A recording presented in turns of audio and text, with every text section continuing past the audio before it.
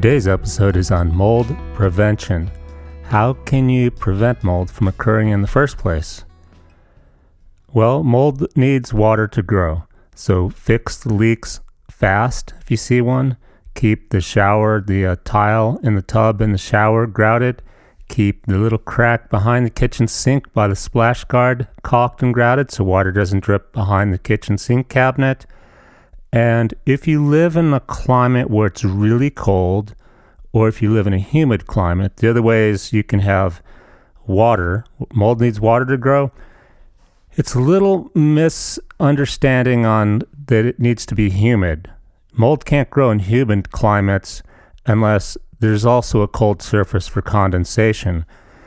There really wasn't as many mold problems, ironically, in humid climates like Hawaii and the southern United States until the invention of air conditioning, because then you have a cold wall, and if humid air leaks inside from the outside, as it passes through the outside wall, hits the cold wall, air conditioning, and it condenses inside the wall, causing massive problems. And in really cold climates, it's usually the attics, because warm air rises, and it's the same thing even if it's really, really dry.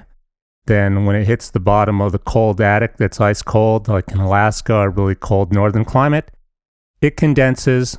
Again, mold needs water. Those problems are more challenging. It's ventilation and vapor barriers, kind of complex.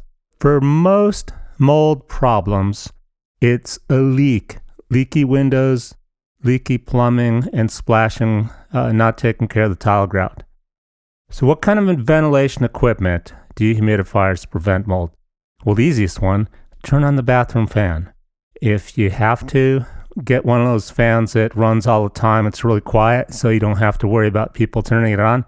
Dehumidifiers are really not the solution because a lot of people don't understand. Dehumidifiers, especially the cheaper ones, they have a lower limit. It has to be so humid before they can even do anything, even work.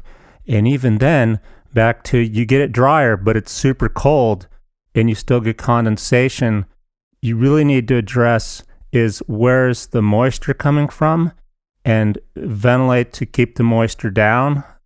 Exhaust again, bathroom fans, a whole house ventilation system. And in some climates, it's common sense. In some, they've never heard of it, even though they should be using it. It's a whole house ventilator. They're called energy recovery units, or heat recovery ventilators that run all the time. It's like running a bathroom all the time, except you can't just exhaust air. These allow air to come into the house, and they condition it as it comes in, transfer the heat or the coolness and the humidity from the air being exhausted through the fan to the air coming in from outside, and they keep the house conditioned all the time. So that's one real good solution. Even though they're building houses airtight and green buildings airtight, they still skip on this stuff. Next question in prevention. Does keeping my home dry completely eliminate the risk of mold? What does that mean, keeping my home dry? You do the ventilation, check, but you could still have leaks that you didn't know about, especially windows. If you have cracks in the shower or tub grout, you don't see the water getting into the wall. If you've got a little gap, a missing bit of caulk or grout behind your kitchen sink that water drips down every time you wash the dishes, you don't see that water, and you're assuming it's dry. Keep my home dry. Yes, but are you really maintaining it, keeping it dry? Go outside, caulk around the windows, make sure your siding's in good shape, your roofing's in good shape. Next question, how do I prevent mold after a flood? Or if I get a pipe leak, or the dishwasher overflows all of a sudden? If you have a sudden leak, that's the toilet explodes or the dishwasher explodes, it happens. Pipes just burst. And the reason is because the city has to keep a high water pressure for you to get water flowing. Sometimes things fail. If that happens, call your insurance.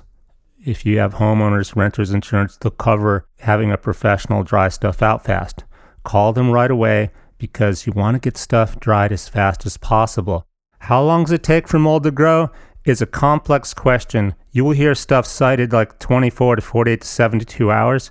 There are so many variables. What kind of mold is a big variable? Some are fast growers, some are slow. What temperature is it?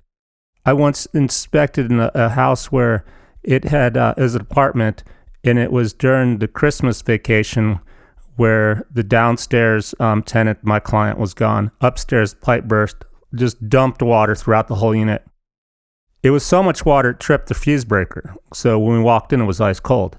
No mold at all, 0, even though it had been 2 weeks, because it was like a freezer. It was like 45 degrees inside the house.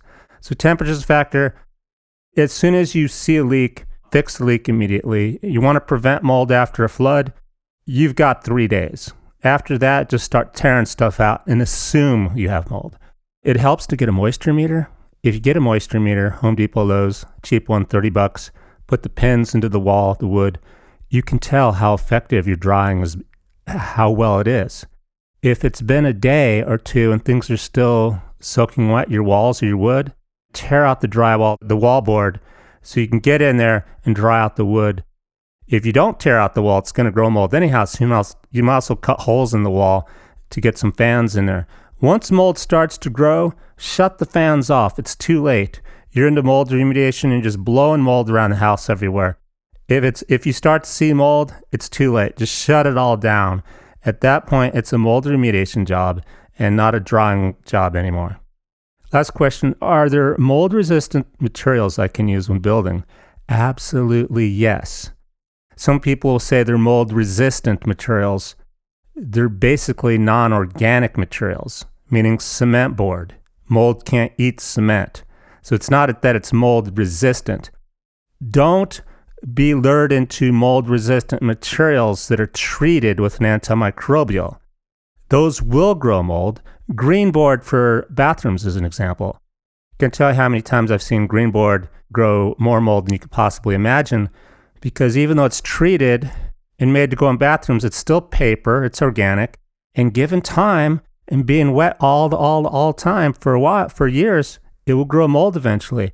And it's only on the surface, these treated materials, not the back end or the middle. So when the whole thing gets wet, mold will find a way.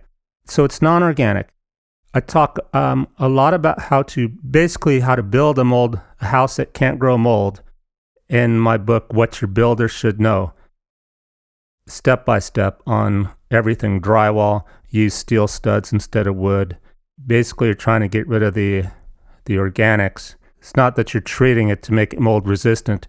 You're building with stuff that mold can't grow on if it gets wet in a natural way. That's it for today. Next time we'll talk about some health and safety topics. How do you tell if mold's making you sick? Is mold dangerous for pets? What's the best way to protect myself while cleaning? Till next time, thanks for listening. If you have questions, go to healthylivingspaces.com. Ask me a question there, book a consultation. I would love to help you one-on-one.